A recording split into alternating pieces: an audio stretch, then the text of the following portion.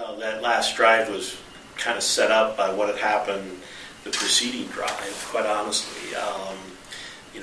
Late in the game, when Dayton went ahead 13-7, they started to get very conscious of not giving up the big play from a pass standpoint.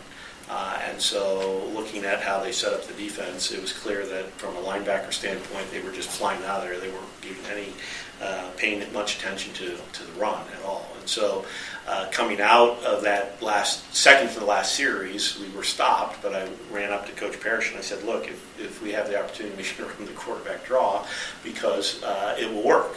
And so sure enough, defense held, we get the ball back, and it's 80 yards, like you said, and a little over 2 minutes and 20 seconds to go in the game. And walking out and being in that huddle with the 10 other guys, you're facing them, they're looking at you. You knew right away we were going to win the game because you could just see the intensity, you could just feel the moment when you looked at it and said, okay, we got 2.5 minutes, we're going to go score a touchdown. And they all just looked at you, and there wasn't any doubt in anybody's eyes that was not going to happen. First play was a pass to Tony Altavilla, and he got tackled and fumbled the ball when he hit the ground, and Dayton recovered, and everybody thought, oh my God, we just turned the ball over, but the referee had blown the ball dead. But it was nice because it was 2nd and 2 at that point, and guess what play came in? Coach Parrish sent in the quarterback draw. And sure enough, linebackers flew out, and it was open for like a 50-yard run, and that just turned the tide. And now, not only does the team that's out on the field believe you can win the game, but it brought the crowd back to life, and the pep band starts going crazy, and the students start going crazy. And it was just a matter at that point of getting in the end zone before the time ran out, and that's what we were able to do. Yeah.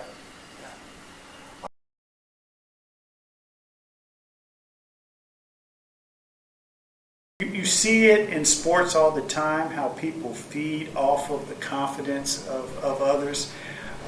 Mac instilled that confidence, and he trusted his players, and he's just a terrific human being. It's one of those things that most people wouldn't even think about or even realize, but as one of my friends told me, I was probably the first African-American athlete to really develop significant reach in and among local Crawfordsville. And I sort of stumbled on it by happenstance because of Mac Petty and his commitment to be more expansive in his thinking. He had a clinic, and then I worked in his clinic, and we had a lot of local young kids from Crawfordsville come, and many of them took to me, and I got some notoriety, largely because of some of your articles when I hit those last second shots. And then I had a radio show, and high school girls would listen to my radio show at night, and these combination of things led me to get invited to local community things, community events. The Jerry Lewis Telethon, I emceed that. The Muscular Dystrophy Telethon, I emceed that, and we had hundreds of people there. I was a local celebrity, if you will, being invited to birthday parties for 12 and 13-year-olds. It took on a life of its own, so much so that by the time of my senior year, I would have, we had the local students, but there were local Crawfordsville residents who would come to the games because of the relationships that I made, which was really, really unique at the time. And then there were personal relationships. I mentioned to you that this one family, the Taylor family, they became a surrogate family of mine. And I remember, one experience that was so, I guess, heartwarming was Mr. Taylor would raise and breed horses. And I remember they called me once, it was during the week, at about midnight, or 11 or 12, and said, the horse is about to give birth, and I rushed over there in the country stable, and they had the flashlights on and the hay around, and we watched this horse give birth, and Mr. Taylor helped along. We saw the fold, and I had never seen anything like that.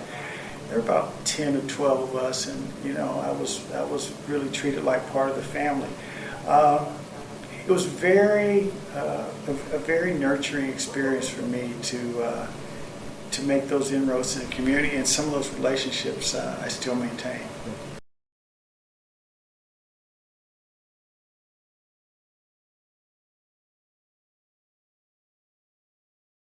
an NCAA Division III basketball playoff game in Crawfordsville at Chadwick Court against Augustana. What do you remember about that atmosphere in that game? Oh, the atmosphere was the most incredible atmosphere.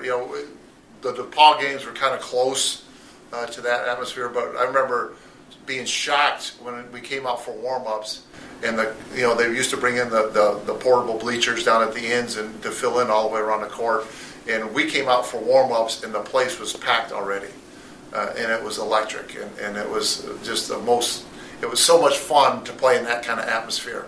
It was just, the hair on your arm just standing up and you got goosebumps and stuff, and it was like, wow, this is awesome.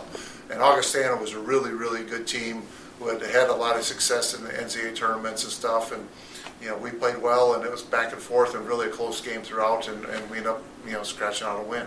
The DePaul home game where we put on a little bit of a dunking exhibition. Oh.